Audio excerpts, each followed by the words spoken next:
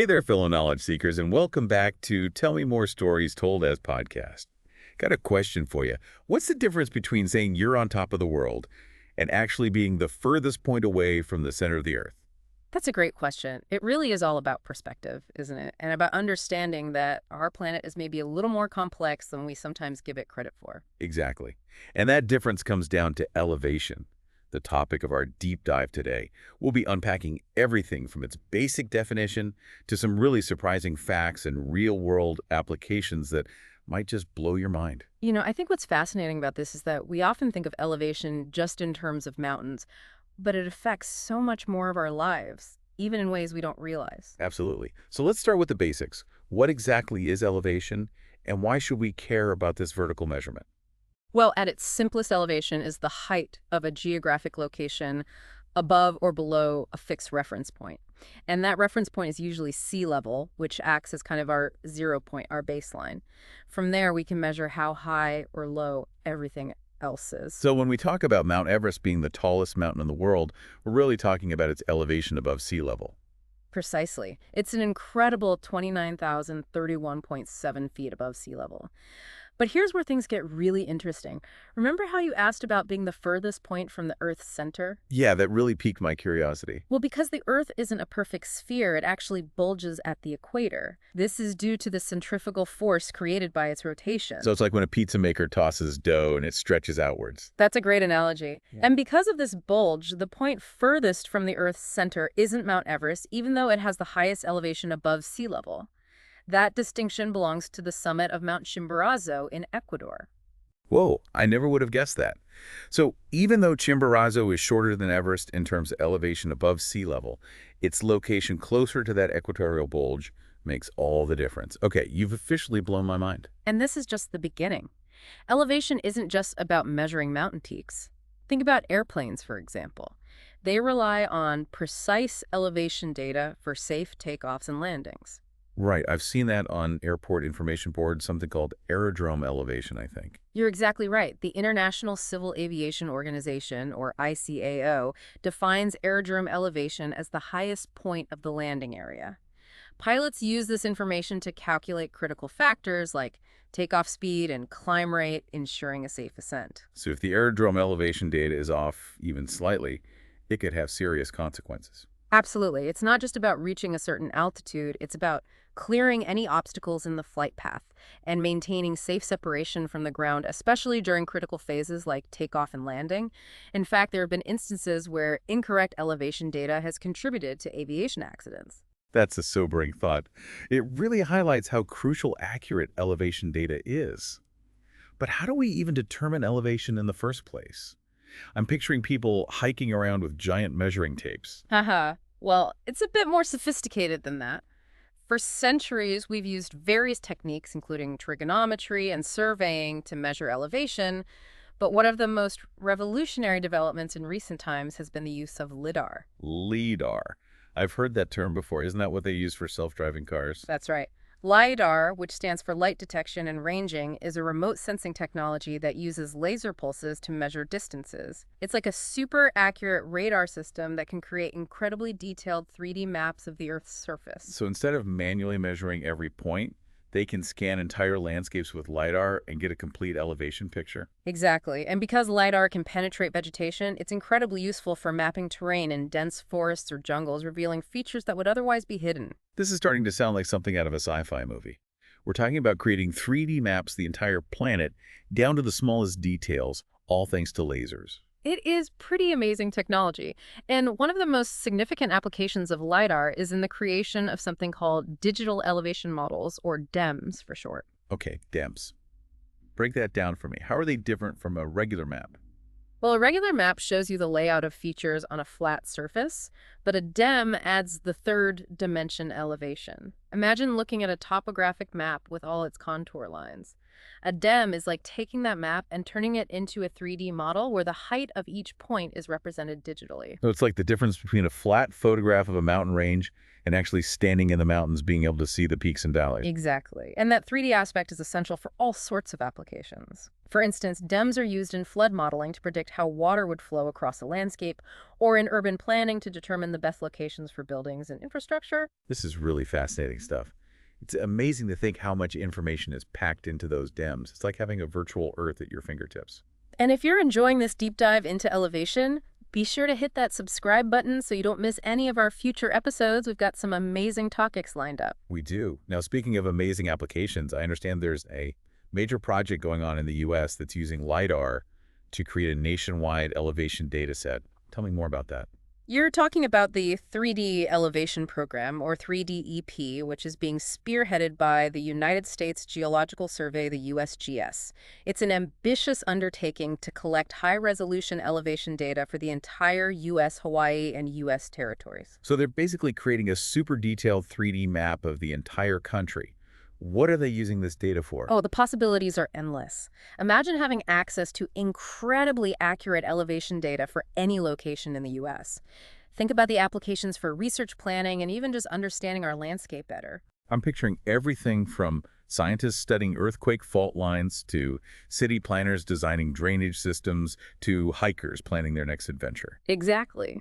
3DEP data is already being used for a wide range of applications, from managing natural resources and assessing the risks of natural disasters to improving infrastructure and even advancing scientific research. This is really highlighting how elevation is so much more than just a number on a map. It's a fundamental piece of information that affects so many aspects of our lives. It truly is. And the more detailed and accessible this data becomes, the more innovative ways we'll find to use it. But before we dive deeper into those applications, let's take a closer look at how 3DEP is actually collecting this data and what makes it so special. Okay, let's unpack that. I'm especially curious about those different levels of detail you mentioned earlier. Right. 3DEP offers their DEMs in 3 different resolutions. 1 arcsecond, 1/3 arcsecond, and 2 arcseconds. Hold on, I need a quick refresher on arc seconds. It sounds a bit like something out of Star Trek. No worries, it's not as complicated as it sounds. An arcsecond is just a unit of angular measurement like degrees, but much smaller. 1 degree is equal to 3,600 arcseconds. So the smaller the arcsecond value, the higher the resolution of the data. So the 1 arcsecond DEM is the most detailed, like a high-resolution photograph that captures every nook and cranny. Exactly. And that level of detail is crucial for certain applications like engineering projects where you need to know the precise elevation of every point on the ground. Think about designing a bridge, for example. You need incredibly accurate elevation data to ensure the bridge is structurally sound and safe. That makes sense. And what about the other 2 resolutions? What are they typically used for? Well, the 1/3 arcsecond data provides a balance between detail and coverage. It's often used for creating detailed topographic maps or studying larger scale landforms. So it's like a medium-resolution photograph that gives you a good overall view without getting bogged down in the tiniest details. A great way to put it. And then we have the 2 arcsecond data, which is the least detailed but still much more accurate than older elevation data sets. It's often used for regional scale projects or for applications where you don't need the absolute highest level of detail. So depending on the project or research question, you can choose the resolution that best fits your needs.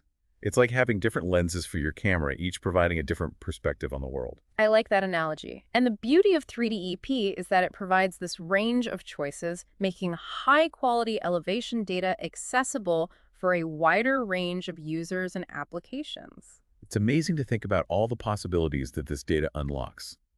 But before we get too carried away with the excitement, let's pause for a quick second.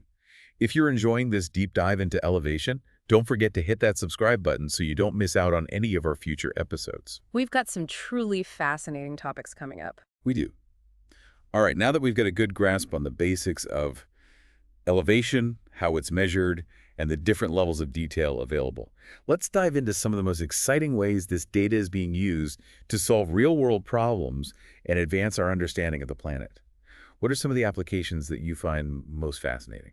Well, one area that's really exploding is the use of elevation data in managing natural resources, especially water. With accurate DEMS, we can create detailed models of watersheds, which are areas where water drains into a common body of water.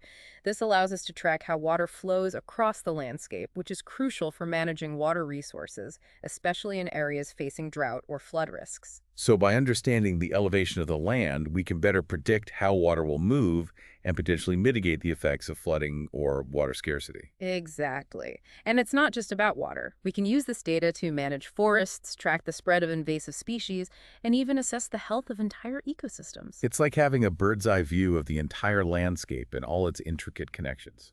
You got it. And speaking of a bird's eye view, this elevation data is also revolutionizing the way we plan and build our cities. By understanding the elevation of different areas within a city, we can optimize the placement of roads, bridges, and other infrastructure, taking into account factors like slope stability and potential hazards. So instead of just building on flat land and hoping for the best, we can use elevation data to create a more sustainable and resilient urban environment. Precisely. And it's not just about planning new development. This elevation data can also be used to assess the risks of existing infrastructure, like bridges and dams, helping us identify potential weaknesses and prioritize repairs. That sounds incredibly valuable, especially as our infrastructure ages and we face the growing impacts of climate change. It is. And speaking of climate change, elevation data is playing a crucial role in monitoring and understanding its effects. Okay, I'm curious, how is elevation data being used in the fight against climate change? Well, for one thing, we can use it to track the melting of glaciers and ice sheets. By comparing elevation data over time, we can see how the height of these ice masses is changing, giving us insights into the rate of ice loss and its potential impact on sea levels. So it's like having a measuring stick for the planet's cryosphere, allowing us to see how much ice we're losing due to global warming. That's a great way to put it. And it's not just about ice. We can also use elevation data to monitor changes in coastlines as rising sea levels erode beaches and inundate low-lying areas. This data is giving us a much clearer picture of the real-time impacts of climate change, which is essential for making informed decisions about mitigation and adaptation strategies. Absolutely. And it's not just about documenting the problem.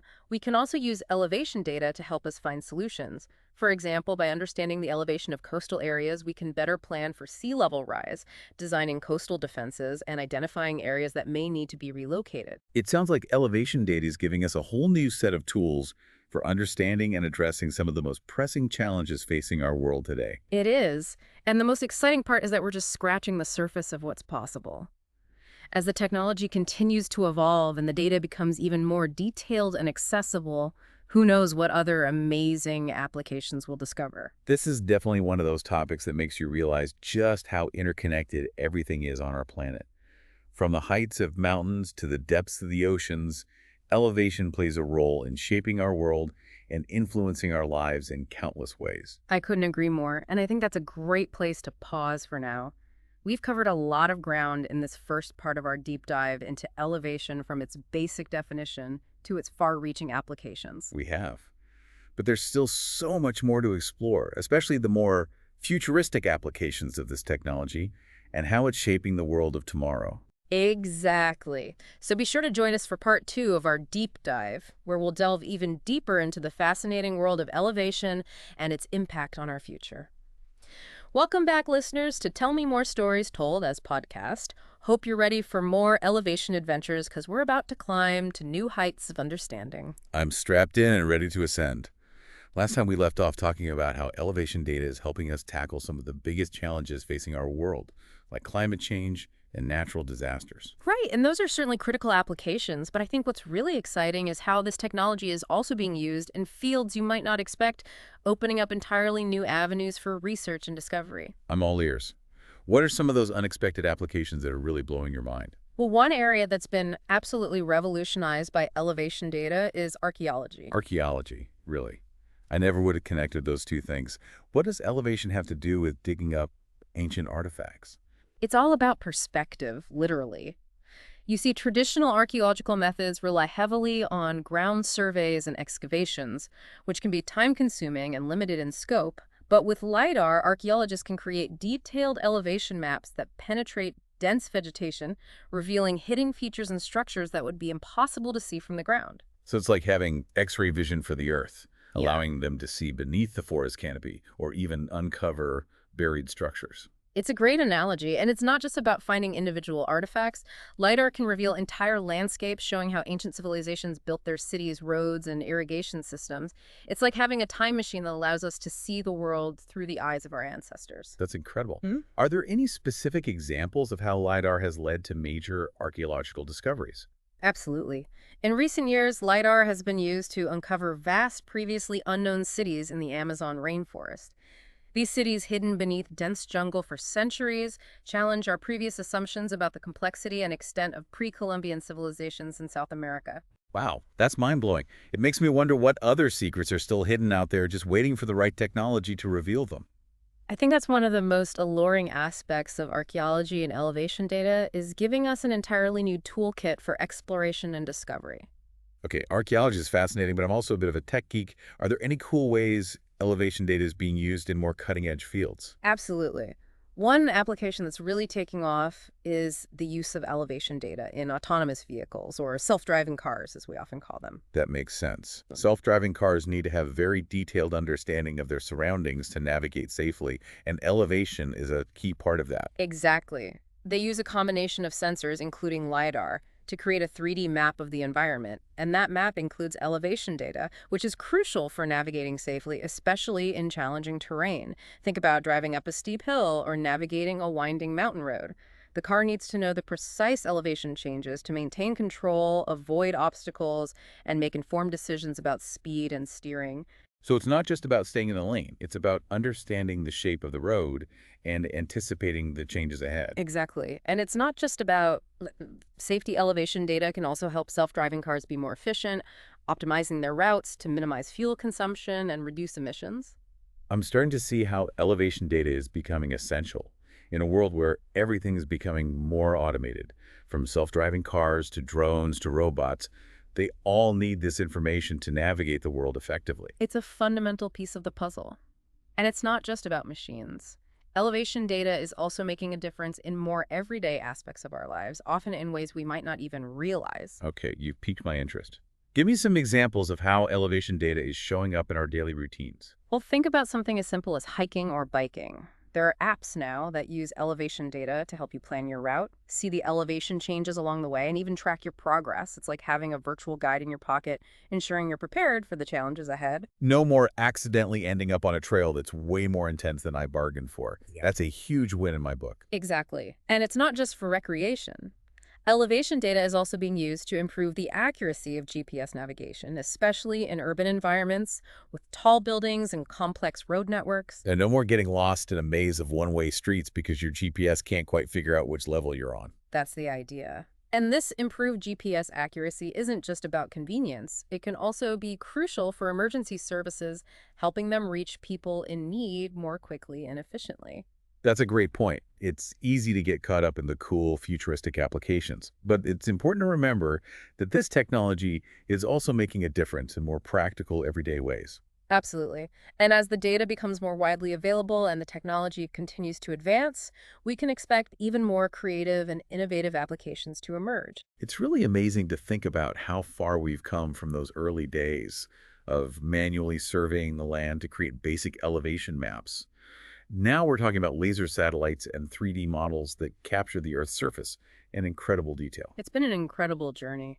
But as with any powerful technology, it's important to remember that there are also challenges and ethical considerations that need to be addressed. Right. We touched on some of the ethical concerns earlier, like the potential for this data to be used for surveillance or other nefarious purposes. But what about the more technical challenges? Sure. What are some of the hurdles that researchers and engineers are working to overcome? Well, one of the biggest challenges is ensuring the accuracy and consistency of elevation data. Different methods of data collection, like LiDAR and photogrammetry, can produce slightly different results, which can be a problem when you're trying to combine data from multiple sources or when you need very precise measurements. So it's like having different types of rulers that don't quite agree on the length of an object. That could definitely cause some problems. It's a great analogy, and that's why there's a lot of research going into developing new methods for calibrating and validating elevation data, ensuring that it's as accurate and reliable as possible. Think of it like having a quality control team that makes sure all the measurements are consistent and aligned. That makes sense. Data is only as good as its accuracy. What are some of the other challenges they're facing? Another challenge is simply the sheer volume of data. We're collecting massive amounts of elevation data, and it's growing exponentially. It's like trying to drink from a fire hose of information. Yeah. We need efficient ways to store, process, and analyze this data, which requires powerful computers and sophisticated software. So it's not just about collecting the data, it's about making it usable and accessible. Exactly. And that's where cloud computing and other advanced technologies are playing a key role. They're allowing us to process and share this data more efficiently, making it available to a wider range of users, including researchers, policymakers, and even the general public. Now we're talking about democratizing access to elevation data, making it a resource that everyone can benefit from. That's the goal. And it's a crucial step in realizing the full potential of this technology. I'm really struck by how this conversation has shifted my perspective on something I once thought was pretty straightforward. We started by talking about the height of mountains, and now we're talking about self-driving cars, ancient cities, and the future of our planet. It's a testament to how fundamental elevation is to our understanding of the world. And as we continue to collect and analyze more data, who knows what other incredible discoveries and applications await us? It's an exciting time to be alive, that's for sure. But before we get too carried away with the future, let's take a moment to recap some of the key takeaways from this part of our deep dive. Okay, let's distill it down to a few key points. First, elevation data is being used in some truly unexpected fields like archaeology revealing hidden landscapes and rewriting history. Right. It's like we're finally able to see the world through new eyes. Second, this technology is becoming increasingly important in our daily lives, from improving GPS navigation to helping us plan our outdoor adventures. It's quietly making our lives easier and safer in so many ways. And third, while the potential of elevation data is enormous, we also need to be mindful of the challenges and ethical considerations that come with it. Like ensuring data accuracy, protecting privacy, and making sure this technology benefits everyone, not just a select few. Exactly. It's about harnessing the power of this technology responsibly and for the greater good. Couldn't have said it better myself.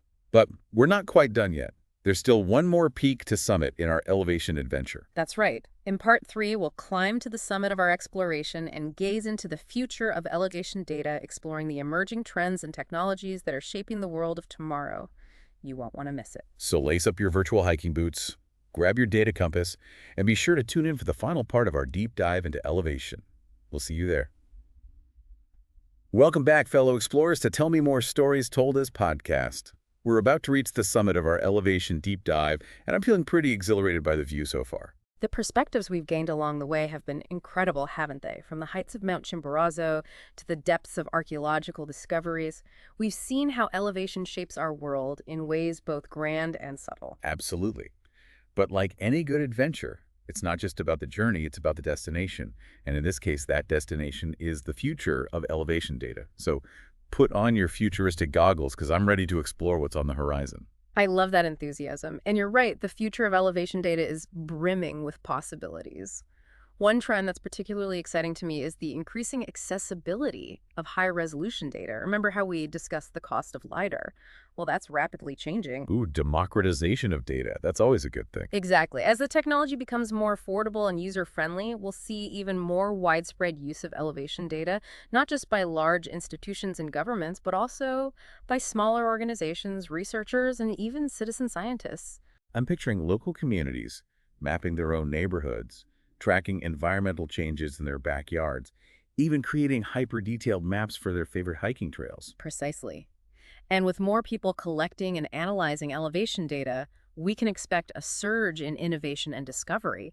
It's like giving everyone a powerful new lens to examine the world around them. And with all that data pouring in, won't that create even more challenges in terms of storage and processing? I mean, we already talked about drinking from a fire hose of information. Yeah. This sounds like a whole new level of data deluge. You bring up a valid point, but fortunately, the advancements in data storage and processing are keeping pace. Cloud computing and other cutting-edge technologies are making it easier and more affordable to manage these massive data sets, even for individuals and smaller organizations. So it's like having a supercomputer in your pocket, capable of crunching numbers and generating insights that would have been unimaginable just a few years ago. It's an exciting time to be working with data, that's for sure. And it's not just about the quantity of data, it's also about the quality. We're seeing a push towards even higher resolution, even more granular elevation data. Okay, help me visualize this. We talked about 1 arcsecond resolution being like a high-resolution photograph.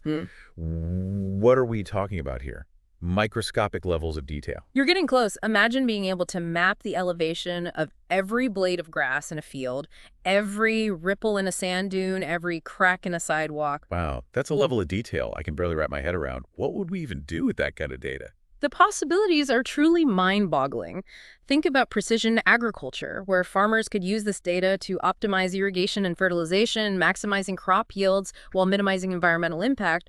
Or imagine city planners using this data to monitor the subtle movements of buildings and infrastructure, identifying potential problems before they become major issues. It's like having a constant real-time health check for the built environment. Exactly. And for researchers studying natural phenomena, this level of detail would be invaluable. Think about tracking the erosion of coastlines, the movement of glaciers, or the subtle changes in the landscape caused by earthquakes or volcanic activity. It's like having a microscope for the Earth's surface, allowing us to see the tiniest details and understand how they connect to the bigger picture. That's a beautiful way to put it. And speaking of the bigger picture, one of the most transformative developments on the horizon is the creation of real-time dynamic elevation models. Wait, real time, Yeah. as in constantly updating. How would that even work?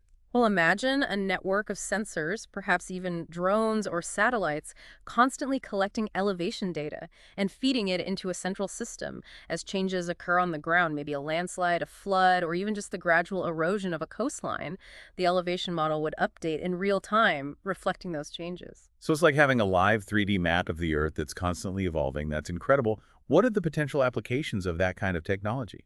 Oh, the applications are vast. Imagine emergency responders using this data to assess the damage caused by a natural disaster, identifying the hardest hit areas, and directing resources where they're needed most.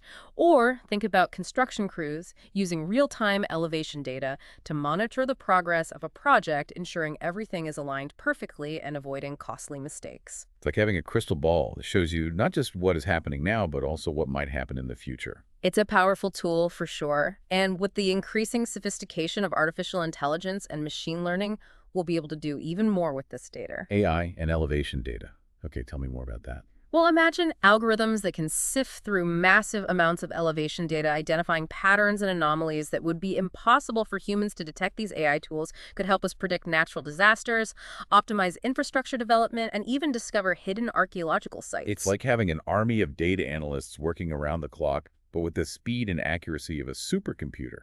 It's a powerful combination. And as these technologies continue to converge, the possibilities are truly limitless. My brain is buzzing with all these amazing possibilities. But before we get too lost in the clouds, I want to bring it back down to earth for a moment for our listeners who might be wondering how all of this futuristic talk actually affects their lives. What are some tangible ways that elevation data is making a difference right now? Well, we've already touched on some examples like improved GPS navigation, better hiking apps, and safer self-driving cars. But beyond that elevation, data is playing a crucial role in addressing some of the most pressing challenges facing our world today. Climate change. Exactly. By tracking changes in elevation over time, we can monitor the melting of glaciers, the rising sea levels, and the shifting coastlines. This data is vital for understanding the pace and scope of climate change, helping us make informed decisions about mitigation and adaptation strategies. So it's not just about documenting the problem, it's about using the data to find solutions and build a more resilient future. Precisely. And it's not just about climate change. Elevation data is also being used to manage natural resources more sustainably, predict and respond to natural disasters more effectively, and even improve public health by tracking the spread of diseases and identifying areas at risk. It's really incredible to see how this seemingly simple concept of elevation touches on so many aspects of our lives and has the potential to shape the world of tomorrow. I couldn't agree more. And as we wrap up our deep dive into elevation, I think it's important to emphasize that this knowledge comes with a responsibility. A responsibility to use it wisely, ethically, and for the benefit of all. Exactly. It's up to all of us to ensure that this powerful tool is used to create a more sustainable, equitable, and resilient future for our planet and for all its inhabitants. Well said. And on that note, we'd like to thank you for joining us on this exciting journey into the world of elevation. We hope you've learned something new and are as inspired as we are by the possibilities that lie ahead. It's been a true pleasure exploring this topic with you. And if you enjoyed this deep dive, be sure to subscribe to Tell Me More Stories Told, this podcast, for more fascinating explorations into the world around us. Until next time, keep learning, keep exploring, and keep looking up.